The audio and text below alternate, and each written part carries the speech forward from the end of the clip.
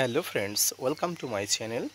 দেশ এবং দেশের বাইরে থেকে যারা আজকে আমার ভিডিওটি কন্টিনিউ করেছেন প্রত্যেককেই খামারি কমল ইউটিউব চ্যানেলে স্বাগতম।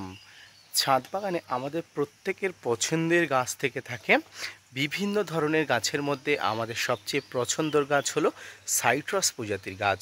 সেই গাছগুলোকে পরিচর্যা করা, সার প্রয়োগ করা, যথাযথ সময়ে খাবার দিয়ে গাছগুলোকে বড় করে তোলা আমাদের কাছে অত্যন্ত এক গুরুত্বপূর্ণ বিষয় হয়ে দাঁড়ায়। আর আজকের ভিডিওর আলোচনার বিষয়বস্তু হবে জুন মাসে আপনার ছাদ বাগানে সাইট্রাস প্রজাতির গাছগুলোকে কিভাবে পরিচর্যা করবেন, ভরা বর্ষাতে আপনার ছাদ বাগানের লেবু গাছে কোনো ধরনের খাবার দিতে পারবেন কিনা, এবং যদিও বা খাবার দিতে চান কী খাবার আপনি দিতে পারবেন, আসুন আজকের ভিডিও থেকে বিস্তারিত জেনে নিন। দর্শক, এই সময় জুন মাসের প্রায় মধ্যবর্তী সময়, আর এই মধ্যবর্তী সময়ে এসে ছাদ বাগানে প্রচুর পরিমাণ গাছগুলোর স্বাস্থ্য ভালো হয়েছে। এর একটাই কারণ, প্রচুর পরিমাণ কিন্তু বৃষ্টি হচ্ছে, এবং এই মুহূর্তে কিন্তু বৃষ্টি হয়ে গেছে কয়েক মুহূর্ত আগে। এখনও পর্যন্ত গাছের পাতাতে জলের ছাপ দেখে কিন্তু আপনারা বুঝতে পারছেন এই বর্ষাতে বিনা পরিচর্যাতে গাছ যেমন বাড়ে, তবুও কিছু পরিচর্যা আপনাকে করতে হবে। যে পরিচর্যা না করলে ছাদ বাগানে গাছের কিছু খারাপ দিক দেখা যেতে পারে। তো কি পরিচর্যা এই সময় করতে পারবেন সেটা বলি। প্রথম যেটা করতে হবে সেটা হচ্ছে এই সময় ফাঙ্গিসাইড এবং কীটনাশকের প্রয়োগ আপনাকে করতে হবে। ফাঙ্গিসাইড বা কীটনাশক কেন প্রয়োগ করতে হবে? দেখুন, এই সময় ছাদ বাগানে যখন তখন বর্ষা হচ্ছে, আর এই বর্ষার মধ্য দিয়ে ছাদ বাগানে গাছ যেমন ভালো থাকে, অন্য দিক থেকে গাছের উপর প্রচুর পরিমাণ অ্যাটাক হওয়ার সম্ভাবনা থাকে। এই অ্যাটাকের মধ্যে লেদা পোকা, পাতা খাওয়া পোকা, বিভিন্ন ধরনের মিলিবাগ, জাপ পোকা, এই ধরনের পোকাগুলো কিন্তু আক্রমণ চালায়। পাশাপাশি বিভিন্ন ধরনের ফাঙ্গাসের আক্রমণ তো আছেই। তাই এই ধরনের ফাঙ্গাস এবং কীটপতঙ্গ নাশক আপনাকে ব্যবহার করতে হবে। ফাঙ্গিসাইড হিসাবে আপনাকে প্রতিনিয়ত কিন্তু ব্যবহার করতে হবে, সঙ্গে কীটনাশকও ব্যবহার করতে হবে।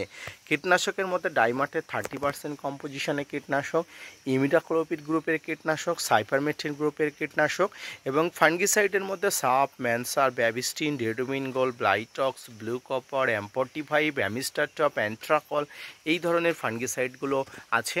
আপনি প্রয়োজন অনুসারে যে কোনো একটি ফাঙ্গিসাইড প্রয়োগ করতে পারেন, বা প্রত্যেকটি ফাঙ্গিসাইড কিন্তু ঘুরিয়ে ফিরিয়ে কিন্তু আপনার পছন্দ মতো প্রয়োগ করতে পারেন। এই সময় আপনার ছাদ বাগানে কি খাবার দেওয়া যায় অনেকে প্রশ্ন করেন, বা অনেকের মনে প্রশ্ন জাগছেন। তবে এই কথা বলি, প্রচুর বর্ষা হচ্ছে। এই ঘনঘনিয়ে বর্ষার মধ্যে আপনি যদি আপনার ছাদ বাগানে খাবার প্রয়োগ করেন, তাহলে খাবারগুলো কিন্তু ধুয়ে যেতে পারে। তাই আমি বলবো, বর্ষা যেহেতু চলে এসছে, তাই এই সময় আপনি কোনো খাবার প্রয়োগ করবেন না। খাবার প্রয়োগ করলে কিন্তু আপনার সমস্ত খাবারগুলো বৃথা হয়ে যাবে। আপনি শুধুমাত্র সেই খাবার প্রয়োগ করতে পারেন যে খাবার তরল খাবার, অর্থাৎ বাড়িতে সবজি পচা জল, ভাতের ফ্যান, এই ধরনের খাবারগুলো প্রয়োগ করতে পারেন। মাঝে মাঝে ফাঙ্গিসাইড গোলা জল কিন্তু গাছের গোড়াতে অবশ্যই দেবেন। ছাদ বাগানে গাছের প্রয়োজনীয় খাবার, বিভিন্ন ধরনের স্বাস্থ্যবিধি যদি মেনে ঠিকঠাকভাবে পরিচর্যা করা যায়, তাহলে আপনার ছাদ বাগানের প্রত্যেকটি প্রজাতির সাইট্রাস গাছগুলো সুস্থ সবল থাকবে। অধিক বৃষ্টিপাত যেমন ছাদ বাগানের প্রচুর পরিমাণ বিপদ ডেকে আনে, ঠিক তেমনি বৃষ্টি না হলেও ছাদ বাগানে প্রচুর পরিমাণ ক্ষতি হয়। গাছের গ্রোথ বন্ধ হয়ে যায়। গাছ কয়েকদিনের মধ্যে দেখবেন, বৃষ্টি হওয়ার কয়েকদিনের মধ্যে দেখবেন প্রচুর পরিমাণ স্বাস্থ্যবান হয়ে যাচ্ছে। এর একটাই কারণ, গাছে কিন্তু প্রচুর পরিমাণ খাবার যোগান থাকে বৃষ্টির জলে।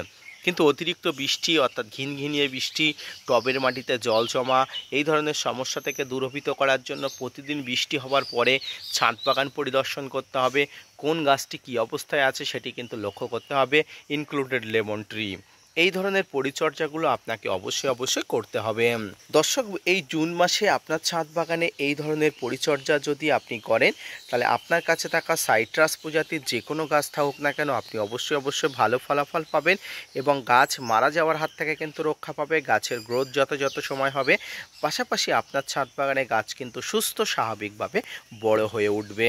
আজকের ভিডিও থেকে আপনারা জানলেন যে এই বর্ষার মাধ্যমে সাইট্রাস প্রজাতির গাছগুলোকে কিভাবে পরিচর্যা করবেন, কিভাবে দেখভাল করবেন, এবং অতিরিক্ত খাবার কি দেবেন না, কি খাবার দেওয়া যাবে, কি খাবার দেওয়া যাবে না, গাছে কি কীটনাশক ফাঙ্গিসাইডের সমন্বয়ে গাছগুলোকে রক্ষা করবেন, তাই নিয়ে ছিল আজকের ছোট্ট ভিডিওটি। না স্কিপ করে কন্টিনিউ করে অবশ্যই দেখেছেন, এই জন্য আপনার কাছে অনেক আমি কৃতজ্ঞ। এবং যদি ভিডিওটি ভালো লেগে থাকে, অবশ্যই খামারি কমল ইউটিউব চ্যানেলের সঙ্গে থাকবেন। ধন্যবাদ।